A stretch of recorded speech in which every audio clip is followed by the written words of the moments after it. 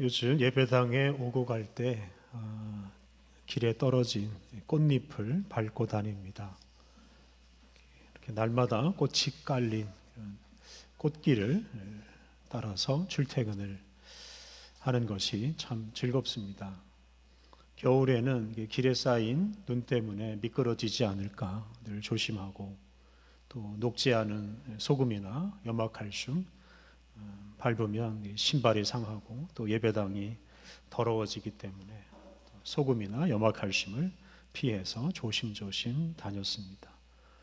요즘에는 조심할 거 하나도 없이 즐겁게 길을 걷습니다. 봄이 오니까 이렇게 참 좋습니다.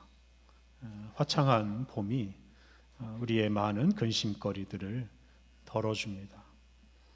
이렇게 좋은 계절에 기쁨의 50일 부활절 절기를 보내면서 우리로 하여금 영원한 생명의 길, 꽃길을 걷게 하시는 부활하신 예수님의 은혜를 충만히 받아서 두려움과 걱정 없이 그리스도인답게 힘차고 또 기쁘게 살아가시면 좋겠습니다. 여러분은 무엇이 제일 무서우십니까? 일반적으로 사람들은 죽는 걸 무서워합니다. 사람을 죽음에 이르게 하는 질병을 또 무서워합니다. 우리 사람들은 건강하게 살기 위해서 참 많은 노력을 하고 많은 돈도 씁니다. 건강하게 살기 위해 노력하는 것은 본인에게도 또 가족에게도 참 좋은 일입니다. 그런데 건강하게 살려고 하는 것이 단지 죽음을 피하기 위해서 하는 일이라면 건강하게 살려고 하는 노력이 사실은 의미가 없어져 버립니다. 왜냐하면 아무리 열심히 노력해도 사람은 결국 죽음에 이르기 때문입니다. 사람은 죽음을 피할 수가 없습니다.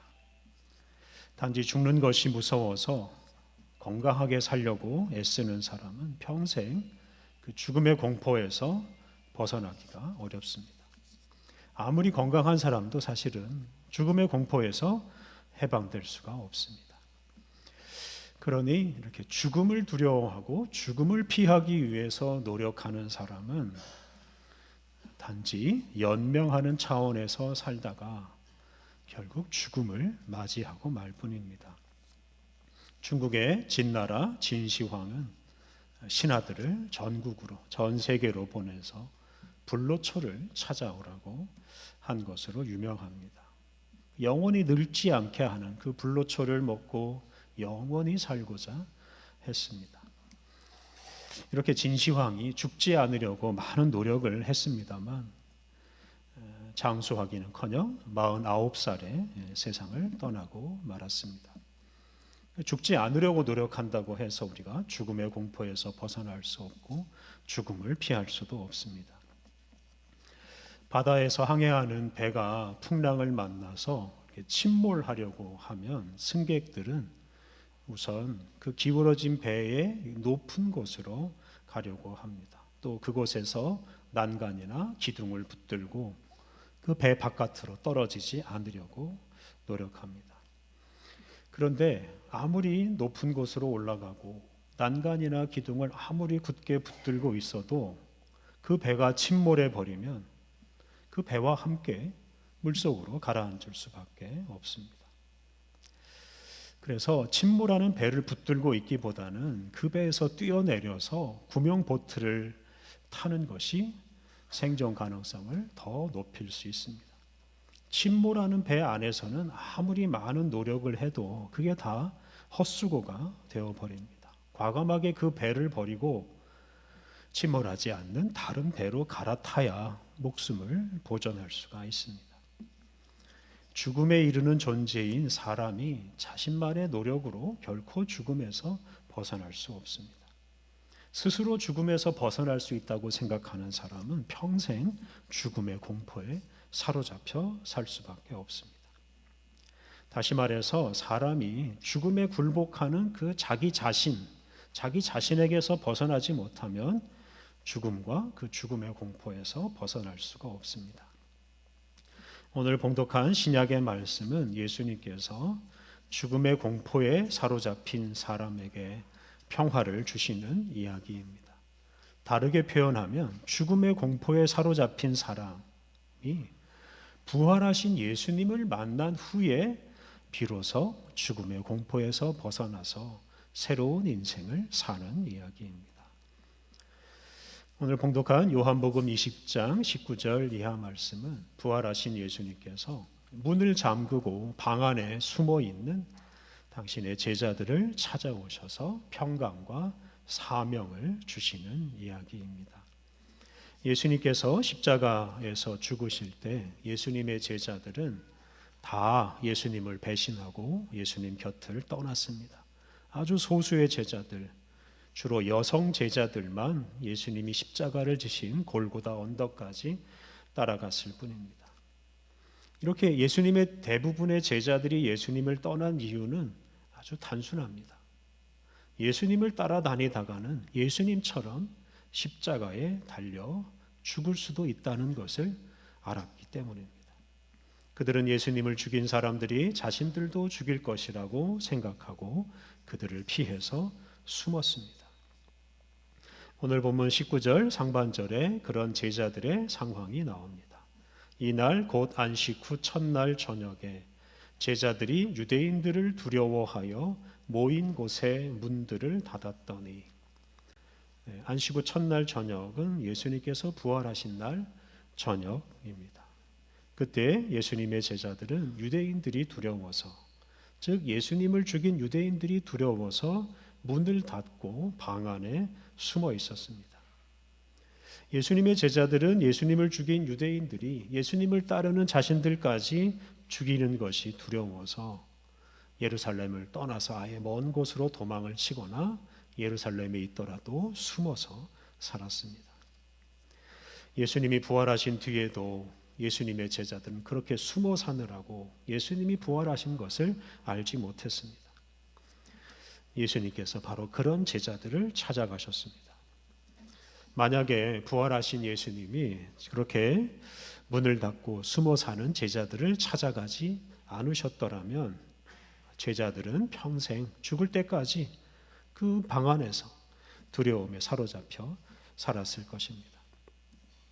그런데 그런 제자들에게 예수님이 찾아오셨고 그리고 그들에게 평화를 주십니다. 19절 하반절 말씀, 예수께서 오사 가운데 서서 이르시되 너희에게 평강이 있을지어다. 예수님이 제자를 가운데 서셔서 너희에게 평강이 있을지어다 라고 인사하셨습니다. 당시 유대인들은 서로 만나면 샬롬, 즉 평화라는 뜻의 인사말로 인사하였습니다. 우리가 안녕이라는 말로 인사하는 것과 비슷합니다. 그래서 예수님의 이 인사는 평소에 나누던 인사입니다. 그런데 이렇게 두려움에 사로잡혀서 문을 잠그고 방 안에 숨어있던 제자들에게는 이런 샬롬, 평화라는 인사가 정말 특별한 말로 들렸을 것입니다. 평강이 있을지어다 라는 예수님의 인사말이 그들의 마음에 있는 두려움을 사라지게 하였을 것입니다. 그런데 당시 제자들은 죽은 예수님이 부활하셨을 것이라고는 상상도 하지 못했을 것입니다.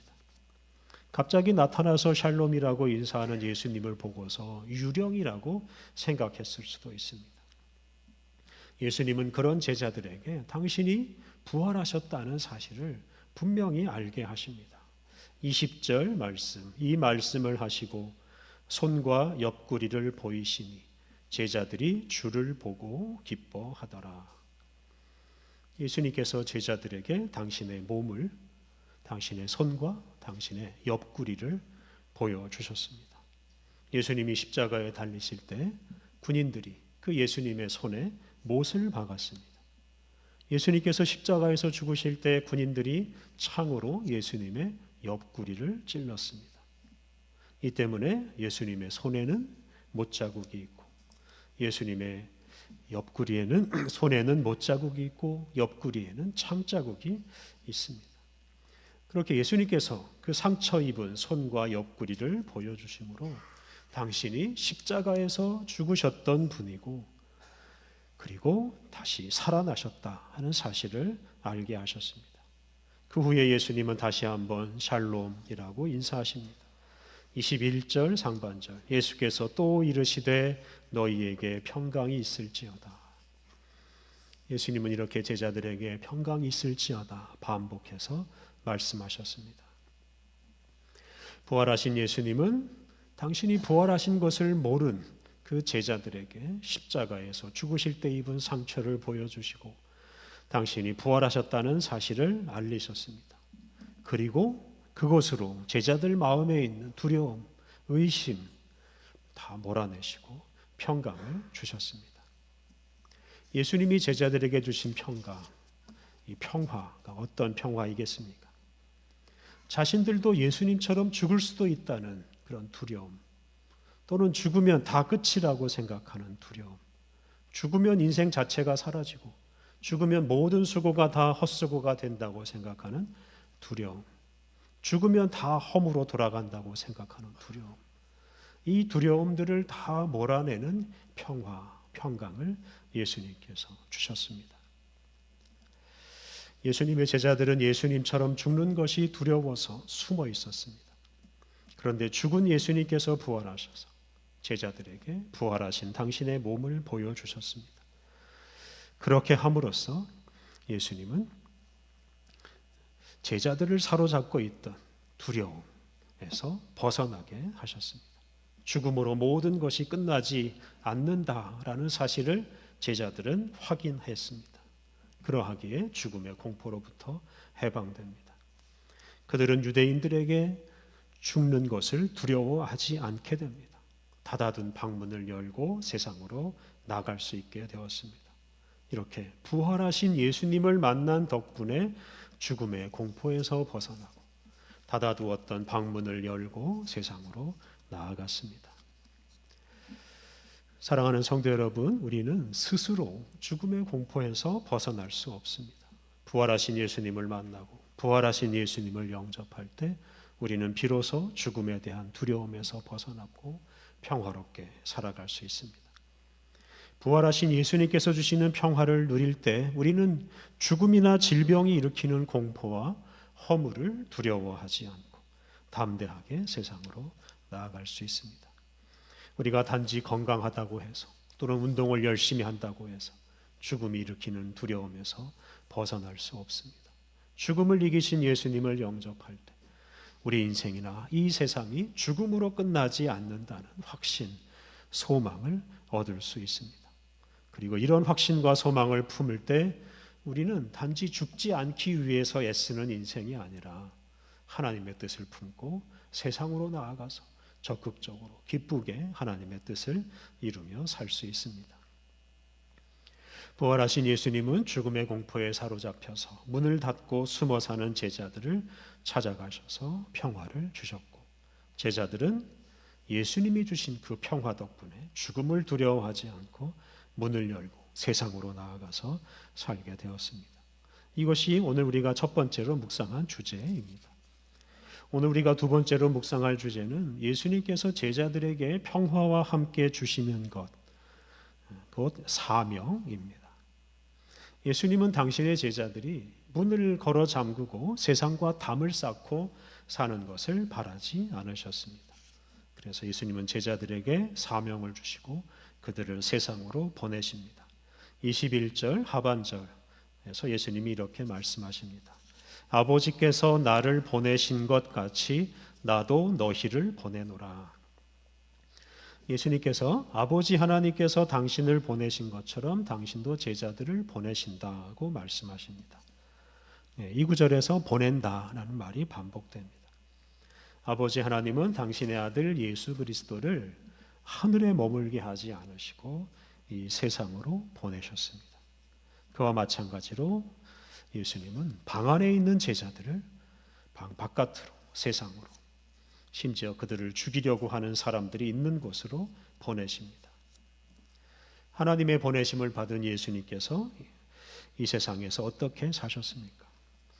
예수님은 당신을 세상으로 보내신 하나님께서 주신 사명을 따라서 살았습니다. 예수님 자신의 계획이나 자신의 목적을 따라 살지 않고 당신을 보내신 하나님 말씀에 순종하며 그 사명에 충실하게 사셨습니다. 그리고 그러한 삶으로 죄인들을 구원하셨습니다. 예수님은 당신이 하나님의 보냄을 받고 하나님이 주신 사명을 따라 사신 것처럼 당신의 제자들도 그렇게 살게 하십니다. 22절을 보면 예수님은 제자들을 세상에 보내시면서 한 가지 특별한 일을 하시는데요. 그것은 바로 숨을 내쉬면서 성령을 받으라고 하신 것입니다. 창세기 2장 7절을 보면 하나님께서 흙으로 사람을 빚으신 다음에 사람의 코에 당신의 생기를 불어넣으셨습니다. 이것은 생명이 없는 사람에게 생명을 불어넣는 행위입니다. 그리고 그 생기가 사람에게 들어가자 흙으로 빚어진 사람이 살아있는 존재가 되어서 살아 움직였습니다. 바로 하나님이 불어넣으신 생기를 성령 하나님이라고 해석할 수 있는데요. 성령 하나님은 우리 사람에게 생명을 주시는 분이십니다. 근데 예수님께서 바로 그런 성령님을 제자들에게 불어넣어 주심으로, 보내주심으로 움츠러들고 숨어있던 제자들은 왕성한 풍성한 생명을 얻습니다. 그리고 그 생명 덕분에 왕성하게 활동합니다. 더 이상 방 안에 머물러 있지 못하고 예수님을 죽인 유대인들이 가장 많은 예루살렘으로 들어가서 십자가에서 죽으시고 부활하신 예수님을 전파합니다. 23절을 보면 예수님은 제자들을 세상에 보내시면서 죄 용서의 권한을 주십니다. 이것이 바로 예수님께서 제자들에게 주신 사명이라고 할 수 있습니다. 23절 너희가 누구의 죄든지 사하면 사하여질 것이요 누구의 죄든지 그대로 두면 그대로 있으리라 하시니라. 예수님은 제자들에게 누구의 죄든지 용서하면 그 죄가 사라질 것이다. 반대로 누구의 죄든지 용서하지 않으면 그대로 두면 그 죄가 그대로 있을 것이다 라고 하셨습니다. 이 말씀은 죄 용서의 권한을 제자들에게 또는 교회 공동체에게 맡긴 것이라고 할 수 있습니다. 바로 예수님의 이 말씀 덕분에 우리 교회 공동체는 세례를 통해서 죄 용서를 선언합니다.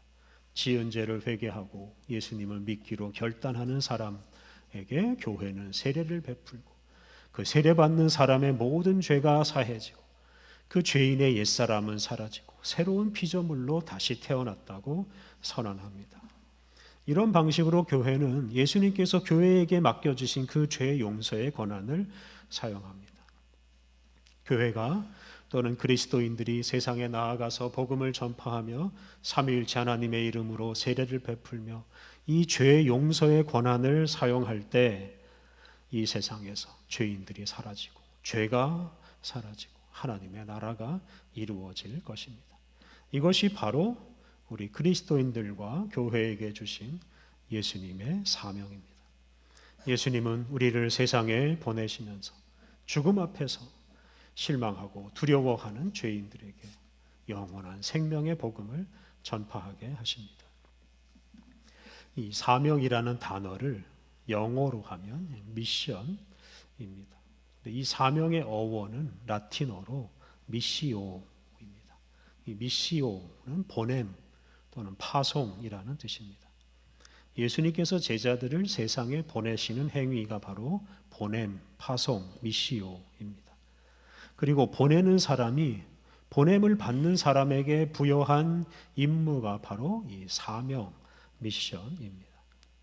그러므로 보냄을 받은 사람은 자신의 뜻이 아니라 자신을 보내주신 분, 보낸 분의 뜻을 따라서, 즉 사명을 따라서 살아가야 합니다. 자기 만족적인 삶이 아니라 자기를 보내신 분의 영광을 위해서 그분의 뜻을 따라서 살아야 합니다. 자신이 있는 곳에 안주하지 않고 자신을 보내시는 분의 명령을 따라서 사명을 수행하기 위해서 끊임없이 세상으로 나아가야 합니다. 그런 사람의 삶이 바로 사명에 충실한 삶입니다. 오늘 본문 이후에 전개되는 성경 말씀을 보면 예수님으로부터 이렇게 평화를 얻고 또 사명을 받은 제자들은 방문을 열고 세상으로 나아갑니다. 예루살렘, 유다, 사마리아 땅끝까지 다니면서 예수님이 주신 사명을 따라 살아갑니다. 그리고 그런 제자들의 삶을 통해서 하나님 나라 복음이 널리 전파되고, 그 결과 죽음 앞에서 두려워하며 살던 사람들이 평화를 얻고, 그들도 예수님의 제자들처럼 방 안에 갇혀 살지 않고 자신의 삶에 안주하지 않고 예수님이 부여하신 사명을 따라서 거룩하고 고귀한 인생을 살게 되었습니다.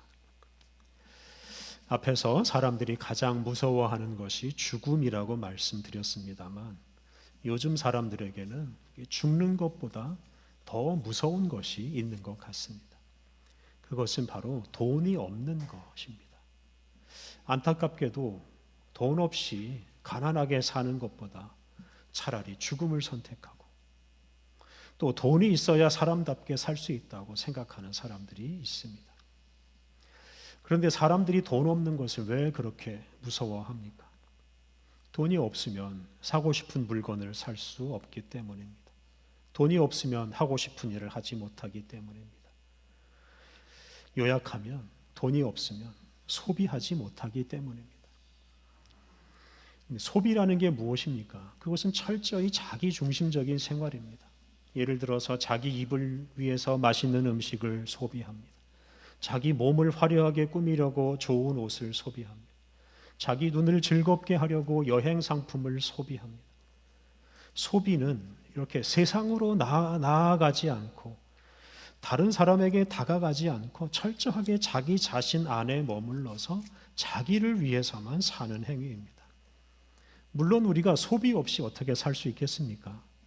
하지만 우리의 삶이 그냥 오직 소비뿐이라면, 오직 소비하기 위해서 일하고 오직 소비하기 위해서 돈을 버는 것뿐이라면 그런 인생은 허무하게 끝나버릴 수 있습니다. 하지만 안타깝게도 많은 사람들이 자기에게 주어진 사명은 잊어버리고 죽기 전에 조금 더 소비하고 조금 더 즐겁게 살려고 애를 씁니다. 나중에 죽으면 아무것도 하지 못하니 살아있을 때 조금이라도 즐겁게 살자고 합니다. 사실 이런 행위는 죽음의 공포 때문에 생기는 일입니다. 죽음의 공포에 사로잡혀서 죽기 전에 조금이라도 즐겁게 살려고 하는 사람은 결국 죽음을 맞이할 것이고, 죽음과 함께 그의 인생은 허무하게 끝나고 맙니다. 사명 없이 사는 인생, 오직 소비하며 사는 인생은 죽음에 굴복하고 허무하게 끝나고 말 뿐입니다. 소비는 우리를 잠깐 만족시킬 뿐입니다. 반면에 사명은, 예수님께서 맡겨주신 사명을 따라 살아가는 인생은 참으로 고귀하고 아름다운 인생이 될 것입니다. 유람선과 같은 인생이 있을 수 있고 또 구조선 같은 인생이 있을 수 있다고 말합니다.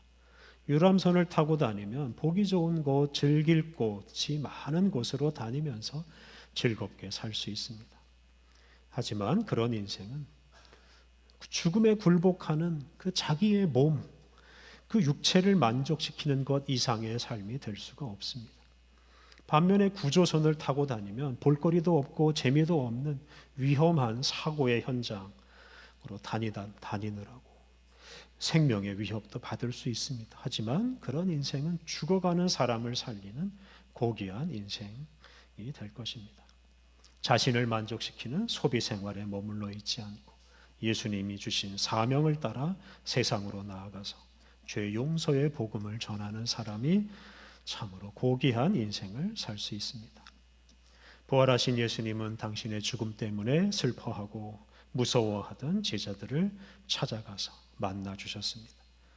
그들에게 평화를 주시며 그들 안에 있는 슬픔과 두려움을 몰아내셨습니다. 그리고 담대하게 세상으로 나아가게 하셨습니다. 특히 그들에게 사명을 주시고 그 사명을 따라서 죄 용서의 권한을 사용하며 사람들을 영원한 생명의 세계로 초대하며 살게 하셨습니다.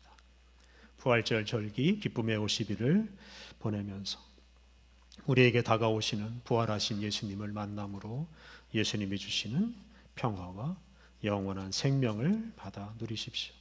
또한 예수님께서 주시는 사명을 따라서 여러분의 현재의 삶에 안주하지 말고 죄와 죽음 때문에 절망하고 두려워하는 사람들에게 또 사명의 땅으로 나아가십시오.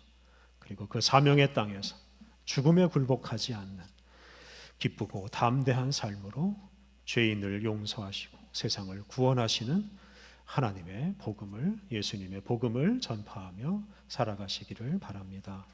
우리 함께 기도하겠습니다. 하나님, 부활하신 예수님을 통해 우리에게 평화와 사명을 주시니 감사합니다. 하나님, 부활하신 예수님이 주시는 평화로 우리 안에 있는 죽음의 공포를 다 몰아내게 하옵소서. 예수님이 주시는 사명을 따라 자기 자신을 만족시키는 소비 생활에서 벗어나게 하옵소서. 숨어 살거나 현실에 안주하지 않고 우리를 세상으로 보내시는 예수님께 순종하여 담대하게 세상으로 나아가게 하옵소서. 온 세상을 살리는 예수님의 복음을 전파하며 죄와 죄인이 사라지는 아름다운 세상을 이루어 가게 하옵소서. 우리를 세상으로 보내시는 예수님의 이름으로 기도드립니다. 아멘.